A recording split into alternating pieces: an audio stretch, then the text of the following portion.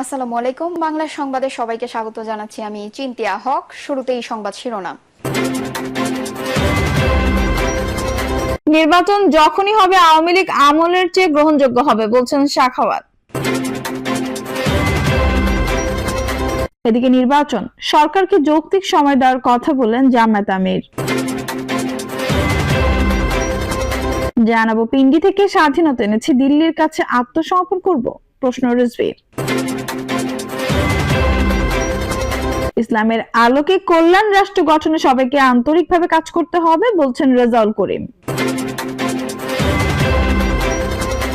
বাংলাদেশের প্রতি সমর্থন অব্যাহত রাখার প্রতিশ্রুতি জাপানের। এবং সর্বশেষ জানাবো ভারতীয় গণমাধ্যম বাংলাদেশের সম্পত্তি নষ্ট করতে চায় বলছেন আমিনুল।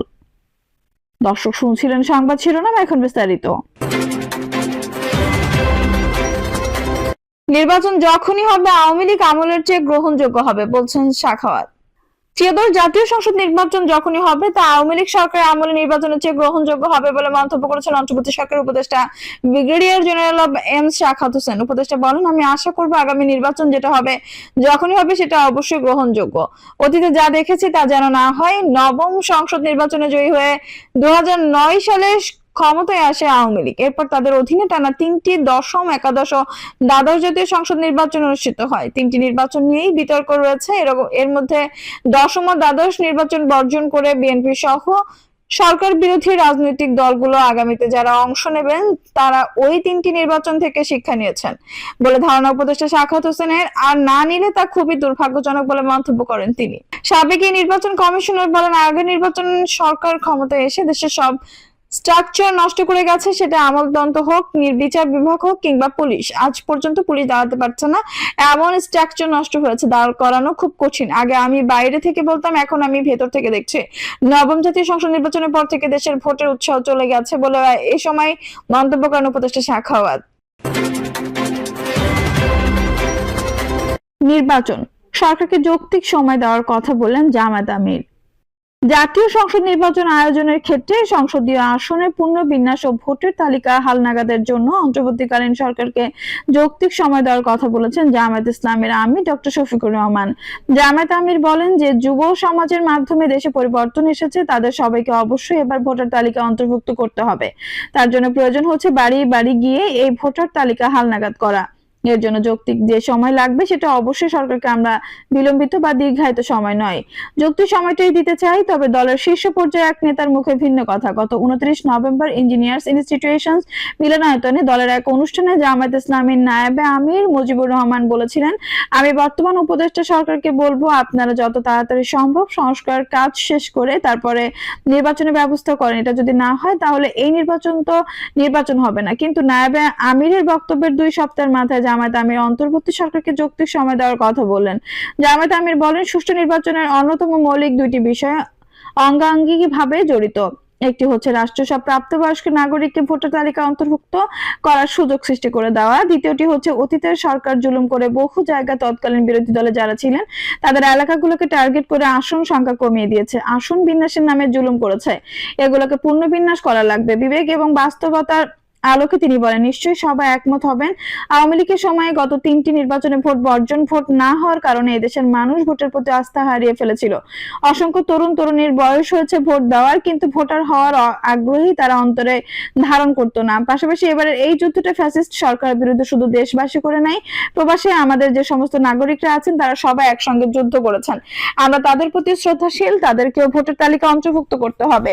শফিকুর রহমান বলেন, প্রবাসীদের ভোটার তালিকা অন্তর্ভুক্ত করতে দূতাবাসের মাধ্যমে সরকারকে উদ্যোগ নিতে হবে। শুধু ভোটার তালিকায় অন্তর্ভুক্ত হওয়ার জন্য একজন নাগরিকের দেশে আসার প্রয়োজন নেই। বর্তমান আধুনিক প্রযুক্তির যুগে এখানে থেকেই তা সম্ভব। আমরা এও দাবি জানাই তাদেরকে যেন ভোটার তালিকা অন্তর্ভুক্ত করে আগামী নির্বাচন সম্পন্ন করা হয়। পিন্ডি থেকে স্বাধীনতা এনেছি, দিল্লির কাছে আত্মসমর্পণ করব প্রশ্ন রিজভীর। বিএনপি সিনিয়র যুগ্ম মহাসচিব রুহুল কবির রিজভী বলেছেন, পিন্ডি থেকে স্বাধীনতা ছিনিয়ে এনেছি, দিল্লির কাছে আত্মসমর্পণ করব। এই রক্ত আমাদের মধ্যে নেই। তিনি বলেন, আজ যারা দিল্লি সাম্প্রদায়িক শাসক গোষ্ঠী দ্বারা জেনে রাখো, তোমরা একজন রক্ত পিপাসু লেডি ফেরাউনকে শেখ হাসিনা টিকানোর জন্য গত 16 বছরের সমর্থন দিয়েছিলে।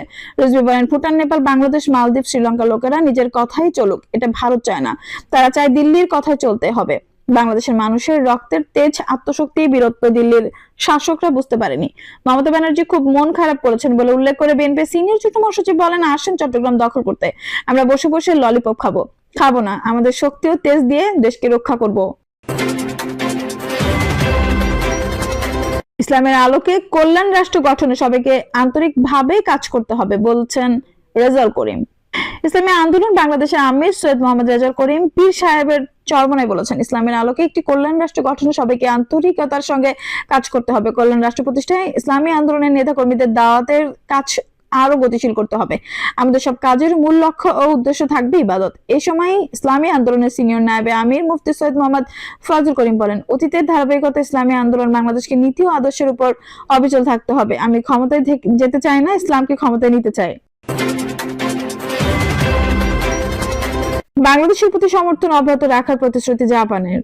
বাংলাদেশের চলমান সংস্কার কার্যক্রমে সমর্থন দেওয়ার পাশাপাশি অর্থনৈতিক উন্নয়নে জাপানি বিনিয়োগকারীরা বাংলাদেশে তাদের অবস্থান অব্যাহত রাখবে বলে জানিয়েছেন বাংলাদেশে নিযুক্ত জাপানের বিদায়ী রাষ্ট্রদূত ইওয়ামা কিমিনোরি।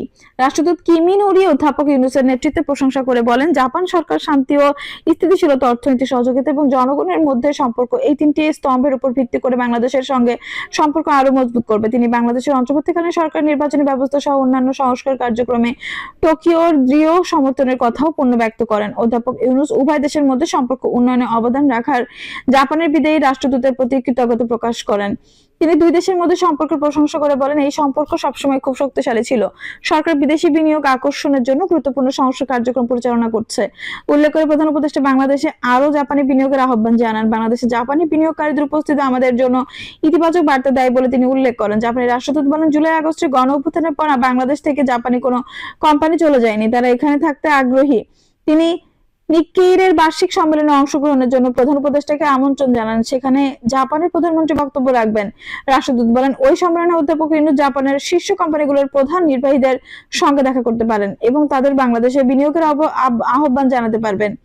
রোহিঙ্গা ইস্যুতে আন্তর্জাতিক সম্মেলন আয়োজনে প্রধান উপদেষ্টার পদক্ষেপের প্রশংসা করে জাপানি রাষ্ট্রদূত বলেন, টোকিও এই বৈঠকে দৃঢ়ভাবে সমর্থন করে অধ্যাপক ইউনুস মিয়ানমারের রাখাইন রাজ্যে জাতিসংঘের গ্যারান্টিযুক্ত একটি নিরাপদ এলাকা তৈরি আহ্বান পূর্ণ ব্যক্ত করেন, যেখানে সংঘাত শেষ হওয়ার পর বাস্তুচ্যুত জনগোষ্ঠীকে তাদের বাড়িতে ফেরার পূর্বে সাময়িকভাবে পূর্বাবাসিত করা যেতে পারে। সাক্ষাৎকালে প্রধান উপদেষ্টার কার্যালয়ে এসডিজি বিষয়ক মুখ্য সমন্বয়ক ও সিনিয়র সচিব লামিয়া মোর্শেদ উপস্থিত ছিলেন। ভারতীয় গণমাধ্যম বাংলাদেশের সম্প্রীতি নষ্ট করতে চায় বলছেন আমিনুল।